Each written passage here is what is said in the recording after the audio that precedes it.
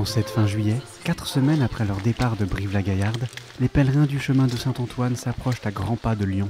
Pour célébrer les 800 ans du passage de Saint-Antoine de Padoue dans la région, les frères mineurs conventuels de France, Belgique et de Padoue organisent un pèlerinage jusqu'à Padoue.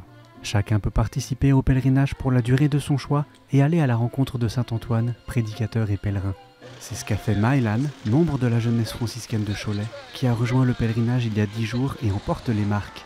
Physiquement, ça n'a pas été simple, avec des articulations qui ont lâché, mais ça s'est fait. Sur la route, on est vraiment porté. Je me suis vraiment sentie portée par le bon Dieu au fur et à mesure des pas posés. Et on apprend aussi la philosophie du pas après pas. Et puis on a vraiment eu des accueils très très chaleureux, avec de belles rencontres, notamment le soir dans les familles qui nous hébergeaient. Toutes les paroisses nous ont vraiment accueillis avec le cœur sur la main. C'était vraiment... on vivait quelque chose de l'ordre de l'évangile, en étant accueillis par les paroisses. Les pèlerins ne marchent pas seuls. Des reliques de Saint-Antoine font le pèlerinage dans un sac à dos conçu spécialement pour elles. Confiées aux pèlerins par la basilique Saint-Antoine à Padoue, elles retrouveront leur place à l'issue du pèlerinage. Un compagnon de route bienvenu pour Renaud, résident de Lyon, qui marche depuis 5 jours. Moi j'ai l'habitude de faire des pèlerinages plutôt solitaires. Et là je crois que j'étais à la fois heureux de savoir que j'allais partager ce pèlerinage avec d'autres pèlerins comme moi. Et en fait ce qui m'a beaucoup touché en fait, c'est de porter, je crois, les reliques de village en village auprès des personnes. Et j'ai vraiment été témoin en fait que les personnes ont été touchées profondément à la fois par les reliques en elles-mêmes et aussi je crois très mystérieusement par les quelques va-nu-pieds que nous sommes. Peut-être on est arrivé avec notre pauvreté, notre vulnérabilité et j'ai vraiment rencontré des gens qui étaient en attente forte peut-être d'espérance dans leur vie. Un peu de soutien spirituel ne sera pas de trop, alors que le groupe attaque la dernière grosse montée avant d'arriver en ville. Et on dirait qu'elle continue un peu. Il y a encore un petit coup de rein. Un petit coup de rein, on est bon. Après, ça sera la descente. Frère Anselme, franciscain conventuel de Padoue, a fait le pèlerinage depuis le début avec Alberto, laïc italien de l'ordre franciscain séculier.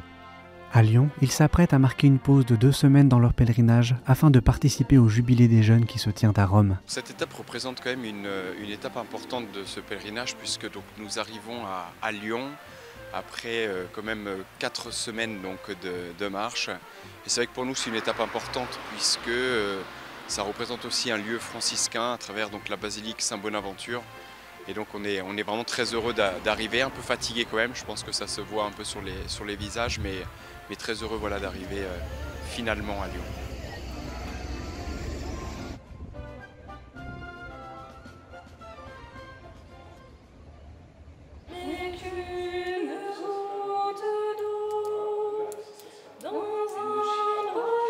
Une étape importante qui a fait se mobiliser la jeunesse franciscaine de Lyon, rattachée à l'ordre franciscain séculier du diocèse. Alors que les pèlerins arrivent à la basilique Saint-Bonaventure, Claire-Marie prépare les chants pour la veillée qui s'annonce.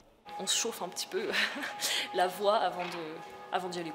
Comme ce sont des franciscains qui viennent, on nous a demandé si on voulait bien les accueillir. C'est une grande joie d'accueillir tant les frères franciscains qui sont du coup un peu de la famille, même si on ne les connaît pas encore. Et puis Saint-Antoine, c'est aussi un peu un frère de la famille puisqu'il est franciscain.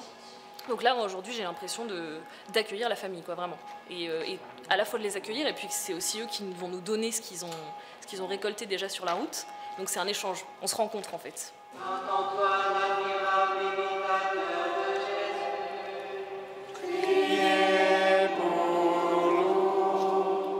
Comme à chaque étape du pèlerinage, une bénédiction par les reliques est proposée afin que chacun puisse faire une rencontre personnelle avec Saint-Antoine. Yvonne fréquente régulièrement la basilique et n'aurait raté pour rien au monde la venue d'un de ses saints préférés. Saint-Antoine est dans la litanie de mes saints. J'ai une grande dévotion pour les saints et entre autres pour Saint-Antoine que je prie très souvent et je suis exaucée. Donc ça, je rends grâce pour tout ça. Moi, je n'ai pas pu participer même sur un petit peu sur le parcours. Et j'aurais bien voulu, mais donc je l'ai fait par la prière. Merci à tous de votre présence et très bonne soirée. Que la paix du Seigneur soit sur vous. À l'issue de la veillée, le reliquaire est posé dans la chapelle Saint-Antoine de Padoue où il reposera 2 semaines. Le 11 août, les pèlerins reprendront leur marche en continuant de vivre la rencontre et la fraternité comme Saint-Antoine avant eux, et ce jusqu'à leur arrivée à Padoue le 21 septembre.